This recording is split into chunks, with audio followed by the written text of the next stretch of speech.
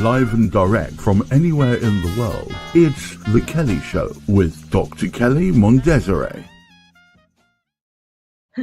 Hello and welcome back to The Kelley Show. Real people with real stories in real time. And of course, guess who? I'm Dr. Kelley Mondesire, your hostess with the mostest.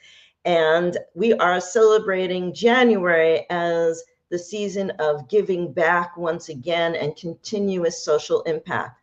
But I'm going to start the show today with a fun fact about me. Since I've moved down south, I've dealt with venomous snakes in the front yard, and now I've got wild boars at night in the backyard. So I don't know. Welcome to Jurassic Park here in South Carolina. But segue to today, I have an incredible guest on, but we're addressing social impact this month. And we have seen a great diaspora, a great migration of peoples from all nations moving due to, you want to call it climate warming, political upheaval, war, famine. For many different reasons, people have to move and they become homeless. Well, today, my very special guest is not only an authoress, started a digital online magazine in, I think it was 6 weeks, but also is the founder of the Homefullness Ireland Club. I'd like to bring into and out of the green room into the studio my dear friend, Ciara Heneghan. Ciara, come. Thank you. Welcome. Join us. Hey, thank you so much for having me. I'm so excited to be here. I love the way this is done. You're fabulous. Oh, thanks. Well, I'm honored. It's an honor and pleasure to have you on the show today. But we're going to start with first, where in the world are you? Where are you from? And there's sunshine, which is a rare event because I know where you're at. So do tell. Well, right now we're struggling to beat the sun. I feel like a sundial having to move myself around. I'm in the currently stunning west of Ireland, and we've had snowstorms and crazy normal storms over the last few days, which is completely unusual. But it's beautiful now and it's gorgeous. And I'm sitting looking at our holy mountain out my windows, and I feel very blessed. Well, you look beautiful as always, and thanks for having us. But where are you from originally? I am from a little town called Lewisburg. The running joke is it's the last town before America. Oh, really? Isn't now? And what county in Ireland is that from? It's in County Mayo. Oh, okay. Well, my maternal grandmother was from County Mayo, a town called Swinford. And on my next trip back to the motherland, I'll be taking a visit and strolling through that town, village. Don't know what you call it on the other side of the pond, but I'm going to go see where my grandmother came from. And she came over on the boat in the late 1800s to New York City. Yeah. So we have that in common. It's only about 40 minutes away from here, from where I live. Yeah. Oh, no kidding. Oh, come visit you. I'll come visit you. All right. So tell me, how did you become a writer? Well, my earliest memory of writing was when I was 9. And I really needed to make sense of some big things that were happening at the time. I don't know how your audience feel about big topics, but I've no doubt it's all good.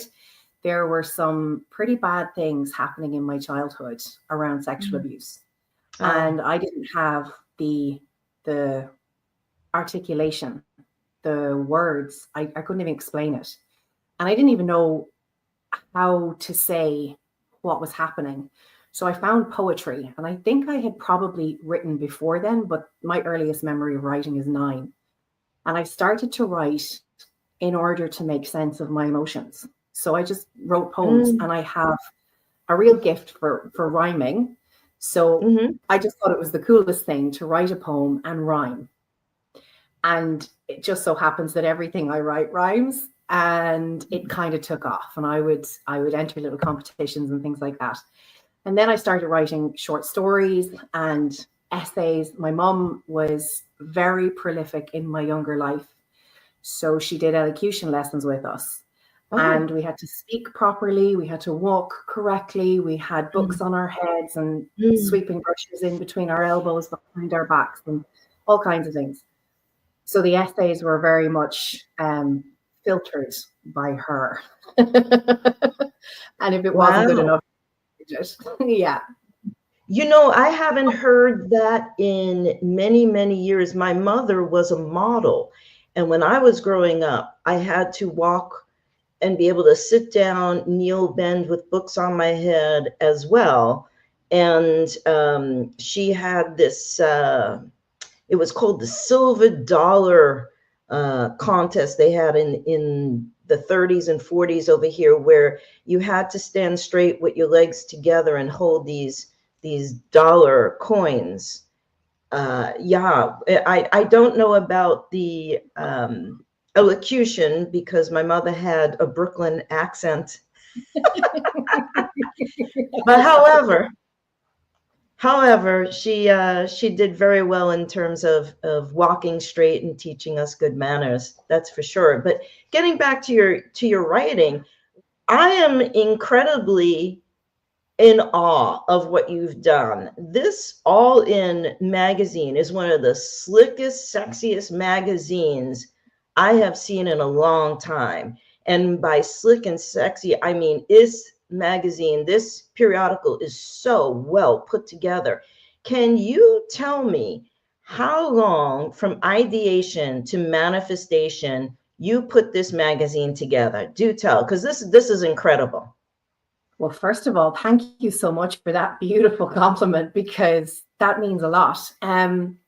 About 6 weeks all in from beginning to end, had the idea, decided it was going to happen, and then made it happen. And it kind of just all came together. I'm a big fan of not getting in my own way. So if I have an idea, then there's no point asking how I'm going to do it. I'm just going to do it.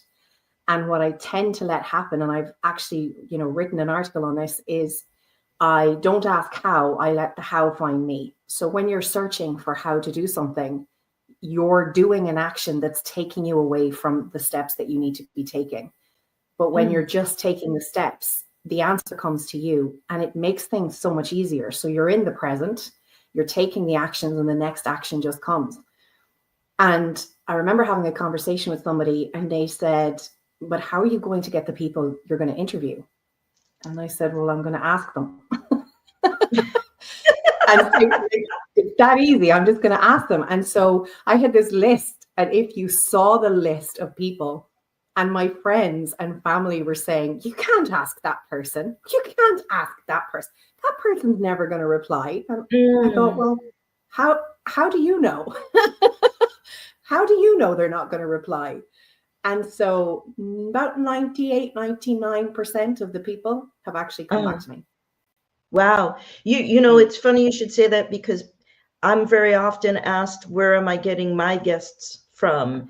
And I will say I have to give a great deal of credit to our mutual friend, Lee Tunney Ware, because if not for Lee, I wouldn't have started the Kelley Show. And if not for Lee, I wouldn't have met incredible persons such as yourself and some of the guests that have already come on to the show and some future guests. So I've had, I don't want to call him my fairy godmother, but maybe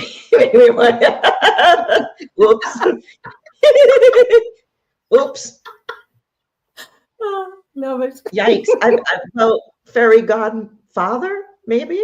I don't know. But anyway, moving right along. But this magazine is not the only publication we talked about. This is incredible. Now, these are 2 books that you wrote, the first book and then the sequel, book 2. And this is called The Mothership. Can you tell us a little bit about these 2 books, what they're about, and how you came with the idea of The Mothership, and also where our viewers can purchase these 2 books? For sure. So I am a big, I say truster. I trust that everything that comes to us is supposed to come to us for a reason. And we're not given visions, and we're not given dreams, and we're not given ideas for nothing. You're given it specifically because you're the one to take it forward. And I was sitting in bed in December of 2022, and what felt like the craziest experience of my life, a light opened up above me. There was no light there, and sent a white light, of circular light, down into the top of my head. And I felt like I was going through a beautiful mind moment. Wow. And the streams of information came through the mothership, just everything that was supposed to be this book. And it's about mothers' journeys through the highs and the lows of motherhood, and how it can be really lonely. It can be alone. It's raw, but it's beautiful. And it's meant to be shared. It's meant to be for connection. And I'm meant to bring lots of moms together. And so I channeled that there was going to be 7 books in the series. So we published book number 1 before Christmas in 2023. The second book was published 1st of December 2024. And the third book was published December, Christmas 2024. Wow. And so where can our viewers purchase these books?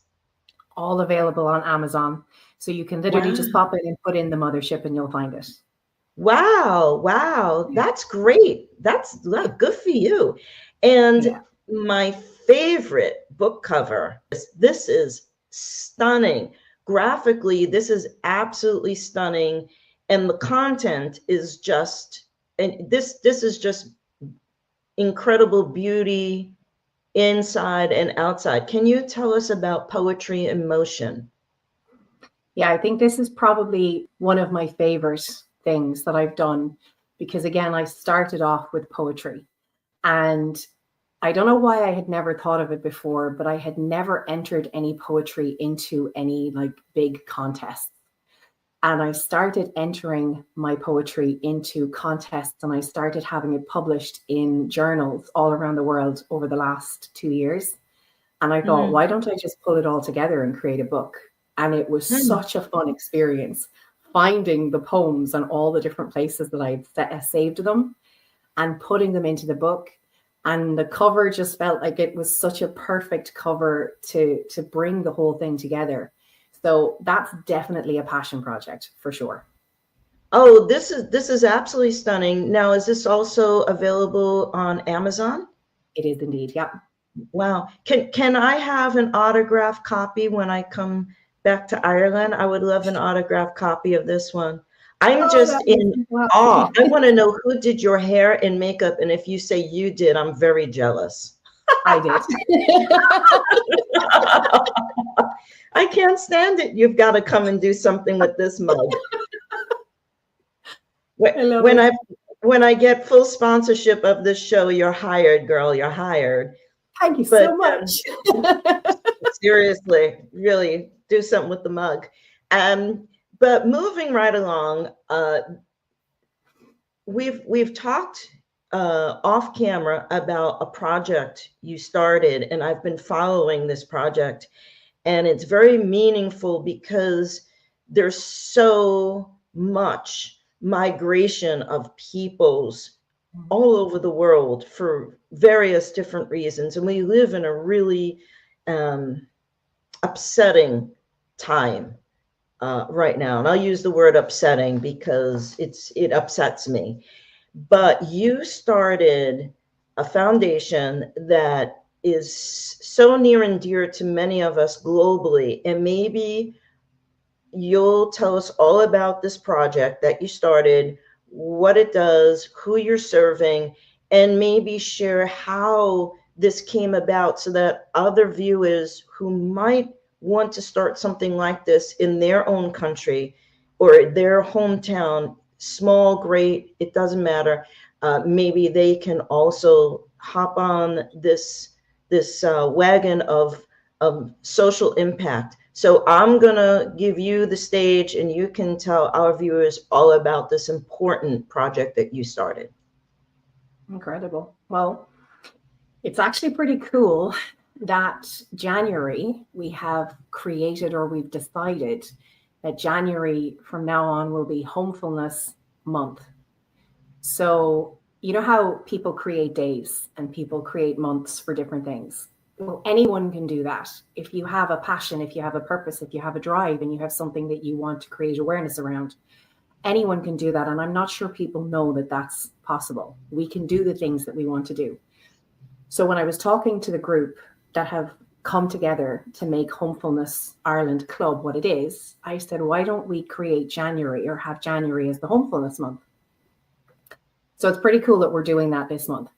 So probably in November 2017, my son and I were going over to Manchester, and I hadn't been in Dublin in a really long time. We went up to Dublin, we were walking around the city, and my son started to get really upset because there were so many people without homes, so many people in tents, so many people with sleeping bags in doorways. And he was really uncomfortable. He kept saying to me, why are these people not at home? He was only young, he was only 10. So we had some conversations around it. We went to Manchester, and when we came back, it was freezing cold, and we were walking down through O'Connell Street.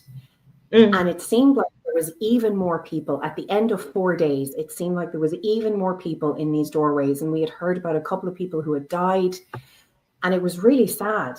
And he said to me, he saw a young couple sitting outside a building, and he said, can I go and talk to them? He's only 10. And he said, can I give them some money? I said, of course you can. So he went over and he talked to them for a couple of minutes, and he came back and there was tears in his eyes. And he said, who's going to do something about this, Mom? And I had no answer for him.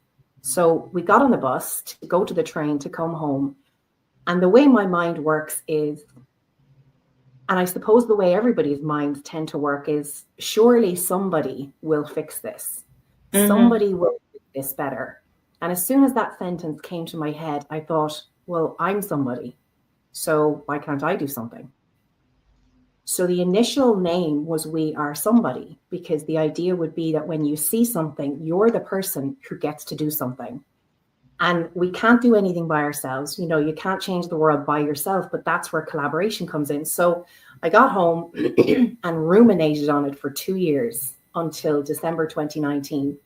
And I called Lee, our fairy godfather. And I said, I see him in a tutu now. And I said, oh, no. Oh, I'm in trouble. No, you're in trouble. I said, Lee, I've had this idea. What do you think of it? And he goes, oh my God, that's brilliant. Yeah, I'm definitely on board. And I said, who do we need to bring together? And so we started to build this incredible group of people. So we have Bill Phillips, Declan Dowling, Joe Clancy, Joseph Maguire, Aaron O'Dowd. And then there's some other people who joined and have kind of come in and out. And we started to meet. We started to have meetings. We started to explore something different. So everybody talks about homelessness. The word is everywhere. It's been everywhere for 40, 50 years. It's a crisis. It's terrible. And often when people talk about helping the homeless, they're helping them stay homeless. And I could see this, and I kept looking at it going, okay, so I can give someone a sleeping bag, but they're still homeless. And the phrase that came to mind is, and I always butcher it, but you'll get it when I say it, if you give a man a fish, you'll feed him for a day. If you teach a man to fish, you'll enable him to feed his family for life. Well, what's going on in these two photos, if you could explain that? So we had a vision day, because what we wanted to do was we wanted to bring more people together to actually have the conversation around how do we end homelessness. And so Bill Phillips is in the picture there, and he said, well, why don't we call this the Homefullness Project? Why don't we change the wording? And I thought, this is fantastic. So Bill does a thing called future basing, and we all went together. This is my sister's cafe in Mullingar in the Midlands of Ireland.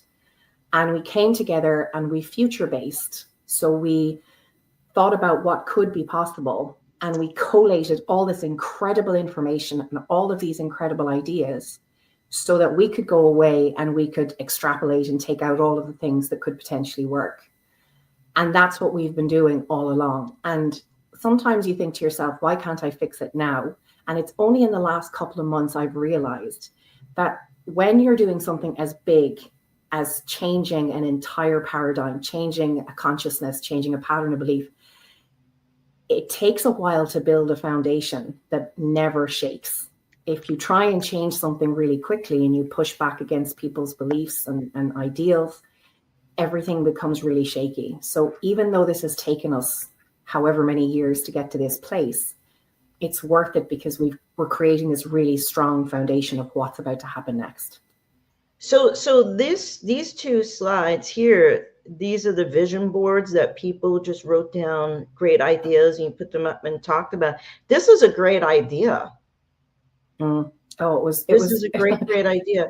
And where did these vision boards take you to? What are you doing exactly for the Homefullness project? What's the end goal, and how are you reaching that? What plans have you? What's the strategy? So we ended up somewhere really interesting. We ended up with the potential for villages. And what we would love to see is villages with maybe 500 people in the village. It would be a self-sustaining ecosystem. And it wouldn't just be people who had no home, people who had been homeless. It would be a mixture. So that, older couple who were about to be farmed into a nursing home, rather than separating them, they're going to be in the village. And maybe that young mom and her 3 kids, and then some people who haven't had homes. And there would be a medical center, and there would be a community center, and there would be, we had a company or a group called the Restoration Trust who could come on board, and they would do things from like an ecological point of view. And it's a lofty plan because we're going to need a lot of those villages. But at the same time, when the right people come on board a project and they see the vision and they don't go into the naysaying and, well, that's not going to work and that's not going to work, anything is possible. So we've seen all of the possibilities and now we just need to realize them. So we're at the stage where we're looking at what comes next. And I think right now we're at who comes next.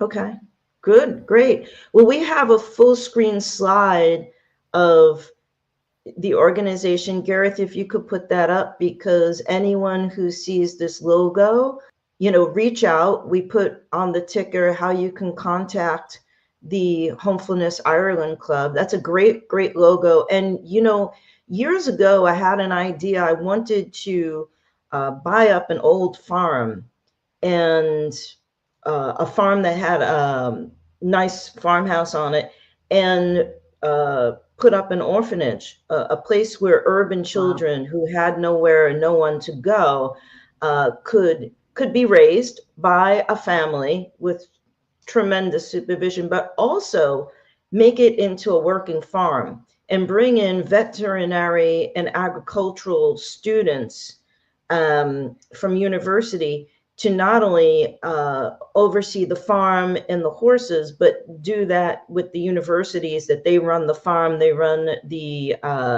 horses, the farm animals.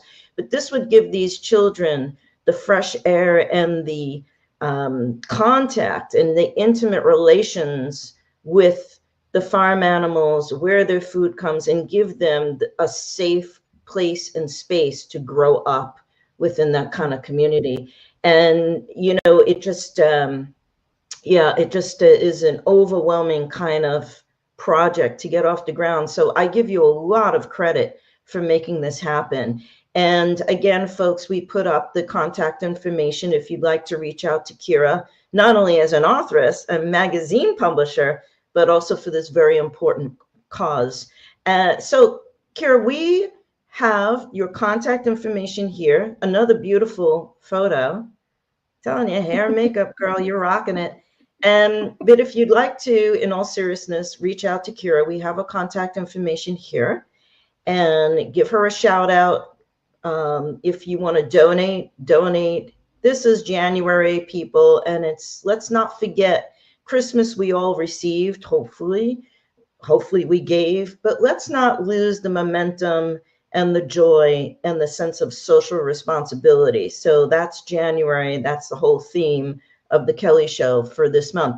So Ciara, we have a tradition on the Kelley Show, and I ask every one of my guests if you could name one person, place, thing, or experience that you're grateful or thankful for. who or what would it be? Do tell. Okay, I love the question. And I have to say that the person that I'm the most grateful for, without a shadow of a doubt, is my son. He has been the most incredible teacher that I've ever had. And I can say safely, hand on heart, if he hadn't come into my life when he did 11 weeks early, clearly he was afraid of what he was going to miss, that the lessons that I've learned over the last 17 years would never have appeared the way they have. So he is the person that I am 100% most grateful for. Oh, that's a beautiful thing. That's a beautiful thing. Because we guard our children's safety so much, I won't ask what his name is. I'll keep that between us. But I think that's a beautiful thing. And I hope your son will watch the show and say, hey, that's my mom, or that's my ma, as we would call my mother. Yeah. But Ciara, let's keep in touch. I'm taking you up on that autographed book of poetry, but seriously and truly, when I get over back to the motherland, hopefully this spring, and I get to Swinford, let's do tea, or let's do a coffee and have a proper chat and some good crack, as we call it. But thank you again for being on the show. Yeah, I'm learning. I'm getting there. Okay. So me and my penny whistle and my sweater are coming to torture everyone. So thanks again. And I'll talk to you soon. Thank you so much. Mwah, peace and love. And folks, if any of you would like to be a future guest on The Kelley Show, write to us. We have our contact information below. Give us your name, where in the world you are, a brief description of your story, and more importantly, why you would like to be a future guest on The Kelley Show. And don't forget to subscribe. See the information down here? Subscribe to The Kelley Show, because there's more to come. You're only going to hear and see these interviews here on The Kelley Show. We would appreciate your sponsorship, your subscribership, and again, stay tuned for more fun, more great conversations. Gareth, take it away.